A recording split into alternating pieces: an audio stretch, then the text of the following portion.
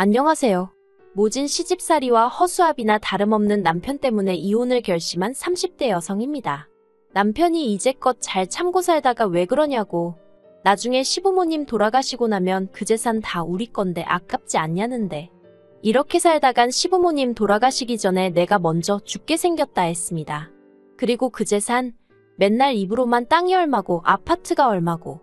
솔직히 믿음도 안 가요. 그렇게 팔기만 하면 다 돈인데 어째서 매번 아들 며느리 주머니 털어갈궁리만 하시는 건지. 아무튼 그동안의 세월을 모두 쓰자면 너무 길어질 것 같지만 그래도 한번 적어보겠습니다. 이래야 제 속에 쌓인 울분이 좀 풀리지 않을까 싶거든요. 남편과는 대학교 CC였어요.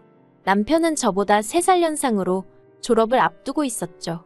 저희는 누가 먼저랄 것 없이 서로한테 끌렸고 그렇게 연인 사이가 되었습니다. 그런데 부끄러운 이야기지만 조심한다고 조심했음에도 불구하고 제가 임신을 했더라고요. 너무 당황스러웠죠. 상황이 상황인지라 기쁘고 그런 것도 느낄 새가 없었고 그저 이 일을 어떻게 해결해야 하나 그 생각만 들대요. 낳아서 키운다는 건 가당치도 않다고 생각했으니까요. 그렇게 이틀을 꼬박 밤을 샜고 어쨌든 남편에게 말은 해야겠다 싶어서 남편을 만났습니다. 그런데 왜인지 만나자마자 감정이 주체가 안 되더라고요. 그래서 한참을 그렇게 영문도 모르는 남편 앞에서 눈물을 쏟아내곤 임신 사실을 고백했어요. 그리곤 걱정 말라고 지울 거라고 덧붙였죠. 그런데 남편도 당연히 지우자고 할 줄 알았는데 남편이 울며 불며 매달리는 거예요. 자기가 무슨 수를 써서라도 책임지겠다고 그러니 지우지 말고 낳아서 키우자고요. 그리고 그런 남편을 보니 굳게 먹었던 제 마음이 흔들리대요. 이 사람을 믿고 한번 따라가 볼까 싶었달까요? 사실 저는 배경이 좋지 않아요. 더 정확히 말하자면 가정환경이 불우했다고 해야겠네요. 제 이야기를 조금만 해보자면 저희 친정부모님은 제가 중학생일 때 이혼을 하셨고 이후로 저는 친정어머니와 지내기 시작했어요. 그리고 솔직히 친정어머니와 지내는 건 쉬운 일이 아니었습니다. 평생을 전업주부로 사시던 어머니셨으니 갑자기 당신이 나가서 돈을 벌어야 한다는 사실 자체를 받아들이기 힘들어하시는 눈치셨죠. 당신 딴에는 어떻게든 살아보시려고 이일저일 해보시는 듯 했는데 왜인지 오래 버티질 못하셨고요. 아무튼 상황이 그렇다 보니 제 스스로가 어머니께 큰 짐덩어리처럼 느껴지대요.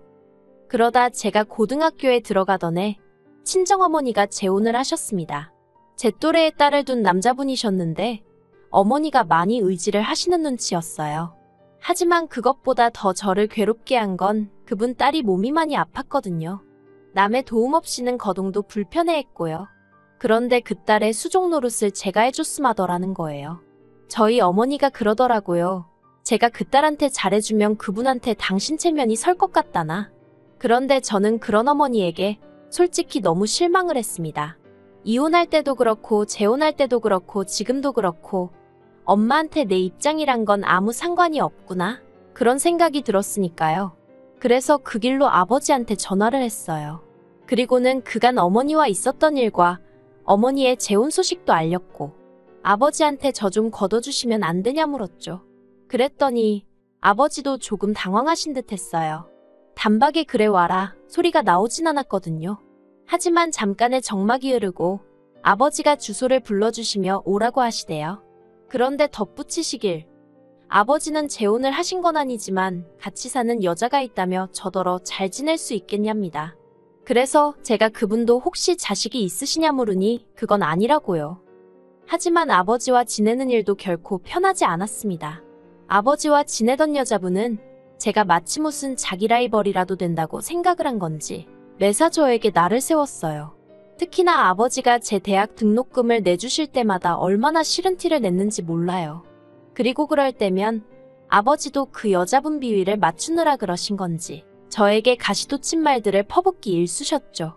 실제로 아버지가 저를 함부로 대하고 막말을 하면 그 여자가 좀 기세가 누그러졌으니까요. 그런데 그런 와중에 지금의 남편을 만나서 연애를 하게 되었고 애까지 가졌으니 어디 상의할 곳도 마땅치 않았고 그래서 그냥 지워야겠다는 결론에 도달했던 거예요. 그런데 남편이 자기만 믿고 따라오라 하니 솔직히 제 인생에서 부모조차 그런 말을 해준 적이 없었으니 그런 남편이 얼마나 고맙고 듬직했는지 몰라요. 아무튼 그래서 남편과 결국 결혼을 약속했는데 제 예상보다 시부모님의 반대는 크지 않았어요. 다만 시댁에서는 저희가 사고쳐서 하는 결혼이니 한 푼도 못 보태주신다 하대요. 남편은 직장을 구하기 전이었으니 돈이 없었고요. 저도 마찬가지였죠. 그래서 어쩔 수 없이 시댁에 들어가 살기 시작했습니다. 그리고 시댁에 사는 동안 겪었던 크고 작은 서러운 이야기들을 해보자면 정말 석 달하고도 열흘은 밤을 꼬박 새워야 할 거예요. 하지만 당시에는 그마저도 감사하다고 생각했어요. 그래서 시부모님의 말도 안 되는 시집살이도 군소리 없이 참아냈고 남편 밑으로 있는 두 동생의 온갖 유세도 인내하며 받아줬지요. 그리고 다행히 제가 애를 낳고 얼마 안 되어 남편이 취직을 했어요. 그리고 남편이 첫 월급을 타온 날 제가 남편에게 그랬습니다. 죽기 살기로 돈을 모아서 우리 꼭 분가하자고요. 그런데 이 얘기를 방문 밖에서 어머님이 엿들으시고선 완전히 집안을 뒤집어 놓으셨어요. 먹여주고 재워줬더니 돈 좀 번다고 내뺄궁리를 한다면서.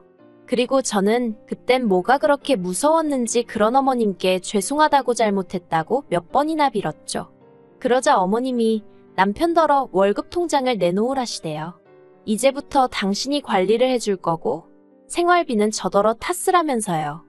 그리고 전세보증금이 모이면 그때는 당신이 알아서 분가시켜주겠다 하시는데 차마 뭐라고 반박을 못하겠더라고요. 남편도 꿀먹은 모마냥 가만히 있고 그래서 그렇게 월급 통장을 뺏겼습니다. 그런데 그렇게 세월이 지나도 분가의 비읍자도 어머님이 꺼내질 않으시대요. 저는 저대로 모진 시집살이에 독박육아로 우울증까지 겪게 되었는데 말이죠. 사실 그때는 제가 우울증이란 것도 몰랐어요.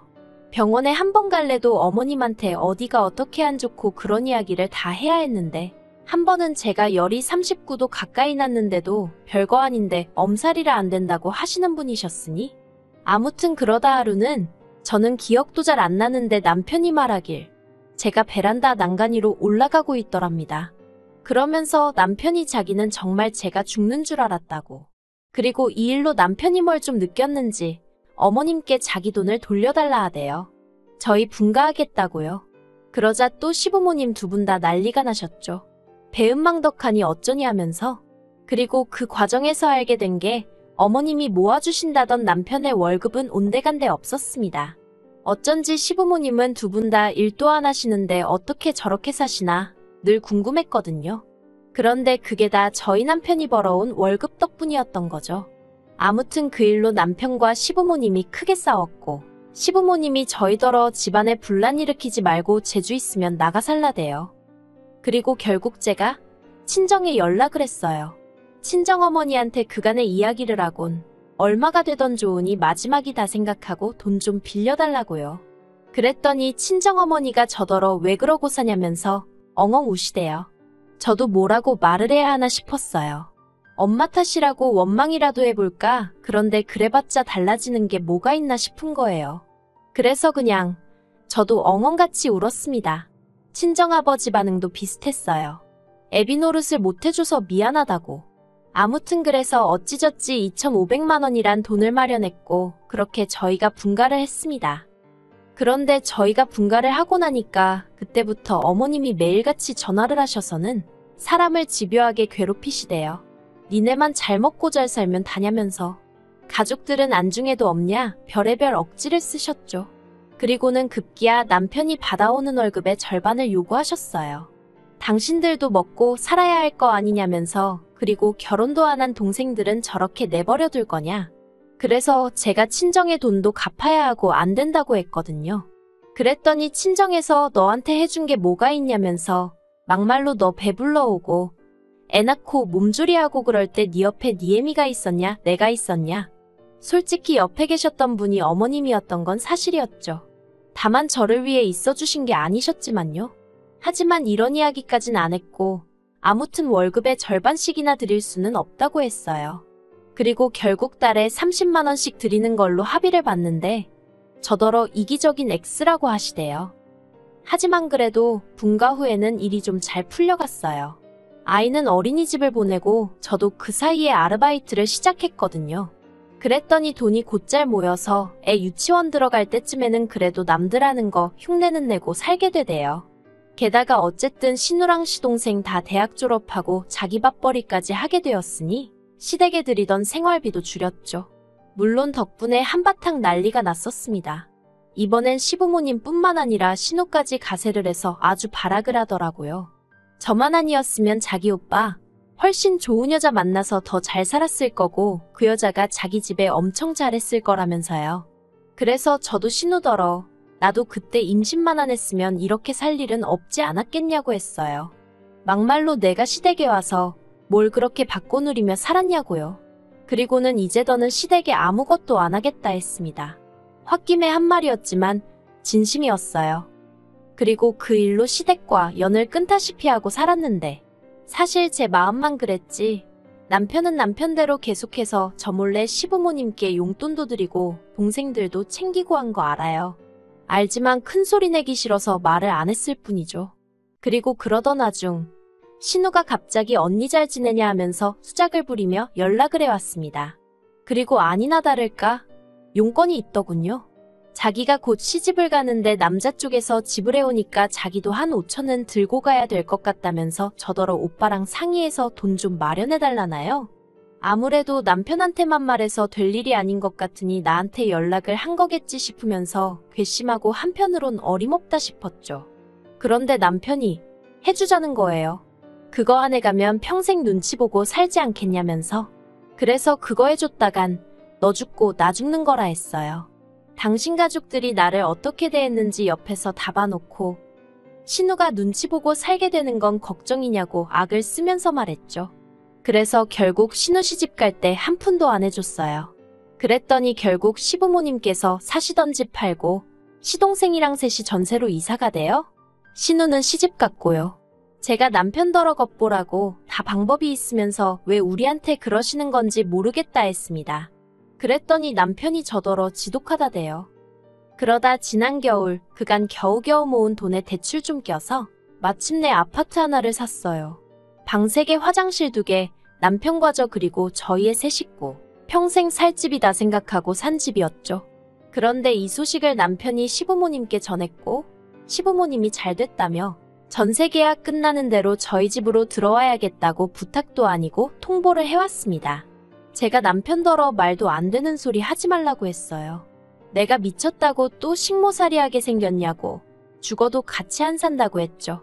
그랬더니 남편이 하는 말이 공짜로 들어오신다는 것도 아니고 지금 사시는 집 보증금 빼서 우리 주신다는데 뭐가 그렇게 문제냐입니다.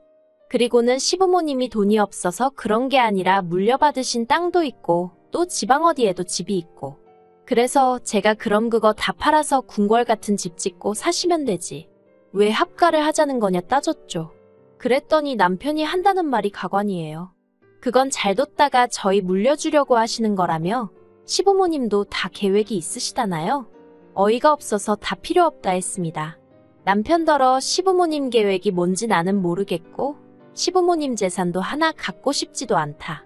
그러니 사람 힘들게 하지 말라고요. 그런데 시부모님이 포기를 안 하시대요.